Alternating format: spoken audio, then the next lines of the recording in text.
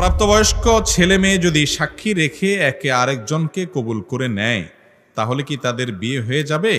আল্লাহ মাফ করুক, শয়তান যে কতভাবে বিভ্রান্ত করে এবং এই সমস্ত প্রশ্নগুলো শুনে আমাদের অনেক ভাইরা বলেন এই সমস্ত আলতু ফালতু প্রশ্ন করে। আরে ভাই, আপনার কাছে আলতু ফালতু প্রশ্ন হতে পারে, ওই বেচারার কাছে এই প্রশ্নটা অনেক গুরুত্বপূর্ণ হতে পারে না?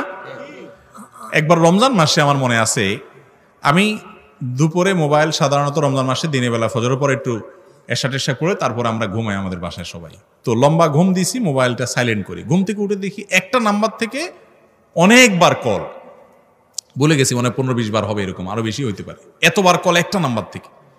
তো তাড়াতাড়ি কল ব্যাক করলাম, একটা মানুষ এতবার কল দিছে, কে কোন বিপদে পড়ছে আল্লাহ জানে। ধরার পরে অপর প্রান্ত থেকে এক মহিলা ফোন ধরলো, ধরার পরে বললাম যে বোন এতবার ফোন দিচ্ছেন, কোনো অসুবিধা? বলে হুজুর একটা জরুরি মাসালা দরকার আমার। আমি আচ্ছা বলেন বলেন।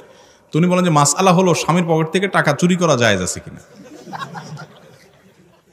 আমার রাগ হইল, আমি বললাম যে এটা আপনার জরুরি মাসালা হইলো? আপনি এতবার কল দিয়েছেন, আমি পরেশান হয়ে গেলাম দেখে। এটা একটা জরুরি মাসালা হলো? যাই হোক, ওনাকে মাসালা উত্তর দিলাম, দিয়ে রাখলাম। এরপর আমার স্ত্রী তাকে শুনেলাম গল্পটা। আমি বললাম যে এটা কোনো কথা? এটা বলে জরুরি মাসালা হলো। মানুষ যে কি এতবার কল দিল একটা কথার জন্য, সোজা কথার জন্য এটা। তখন আমার স্ত্রী আমাকে বলল যে তোমার হিসাবটা ভুল হচ্ছে। আমি বললাম কেন? বলছে তোমার কাছে যেটা খুব তুচ্ছ মাসালা, এটা তার কাছে অনেক গুরুত্বপূর্ণ। ওই বেচারি হয়তো স্বামীর পকেটের টাকাটা আজকেই পাইছে, এখনই তার উত্তরটা দরকার। হয়তো আগে কখনো তার স্বামী এত বখিল পকেটে টাকা টুকা রাখে না, চান্সটা সে আজকে পাইছে। এখন তুমি মাসালা জায়েজ বললে সে নিতে পারে। বেচারির জায়গাটা দেখার চেষ্টা করো, তুমি তোমার জায়গা বসে উত্তর দিলে হবে না। তো আমাদের কাছে অনেক ভাইরা প্রশ্ন করেন, এমন প্রশ্ন যে প্রশ্নটা আমাদের অনলাইনে ফেসবুকে অনেকে কমেন্ট করে, এটা কোনো প্রশ্ন হলো? ভাই, কোনো প্রশ্নের কর্তার প্রশ্নকে ছোট করার সুযোগ নাই। সে জানে না দেখি তো প্রশ্ন করছে বেচারা। কত রকমের প্রশ্ন আছে। আর তাছাড়া হাজার হাজার প্রশ্নের মধ্যে ওই লেম 2-4টা আপনার নজরে পড়ছে, আলহামদুলিল্লাহ। আরো তো অনেক দরকারি প্রশ্ন আছে। আর লেম না, আস্তাগফিরুল্লাহ, আমরা লেম নাই, প্রত্যাহার করলাম এটা। সব প্রশ্নই গুরুত্বপূর্ণ, কোনো প্রশ্নই অগুরুত্বপূর্ণ না যদি কেউ জানার উদ্দেশ্যে করে থাকে, কারণ তা জানার কমতি থাকতে পারে। যাই হোক, মূল কথা হলো যে ভাই, কোনো যুবক যুবতী, অনেকে আছে, অনেক যুবক যুবতীর শয়তান এসে প্রবোধ দেয়। শয়তান তো নানাভাবে বুঝায় যে মুসলমানের সন্তান জেনা তো করবে না, হারামে তো যাবে না। তো বলে যে ঠিক আছে, নিজের নিজেরা বিয়ে পড়ি না। কিভাবে বিয়ে পড়বি?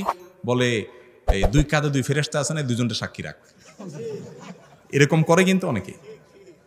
আমার কাছে অনেক প্রশ্ন আসছে এরকম, যে অনেকে নাকি এরকম করে, 2 কাঁধে 2 ফেরেশতারে সাক্ষী রেখে বিয়ে করে। আবার অনেকে বলে যে আসমান জমিনের সাক্ষী রেখে বিয়ে কর, আল্লাহরে সাক্ষী রেখে বিয়ে কর। এখন আবার দেখলাম যে তারা নিজেরা নিজেদেরকে হয়তো সাক্ষী রেখে বিয়ে করার কথা মনে প্রশ্ন করছে। এগুলোতে বিয়ে হবে না। এগুলো শয়তানের শয়তানি। আপনাকে নেক্সট শুরুতে শয়তান ধোঁকা দিচ্ছে, জেনা হবে। বিয়ে হতে হলে 2জন প্রাপ্ত বয়স্ক পুরুষ।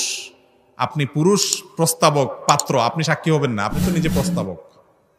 যে প্রস্তাব দিবে, যে কবুল করবে, তাদের বাইরে আলাদা 2জন প্রাপ্তবয়স্ক পুরুষ কি হইতে হবে? সাক্ষী হইতে হবে। সাক্ষী ছাড়া বিয়ে বিশুদ্ধ হবে না। শুধু সাক্ষী হইলেই হবে তা নয়, আবার বিয়ের জন্য আরো যে বিষয়গুলো আছে সেগুলো সম্পাদন করতে হবে। লুকোচুরি করে 2 নম্বরই করে বিয়ে করবেন না। আরে যুবক, জীবনে একটা বিয়ে, কেন 2 নম্বরই করে সেটা কালিযুক্ত করবেন? সুন্দর করে করবেন, পয়সা করে কামাই করেন।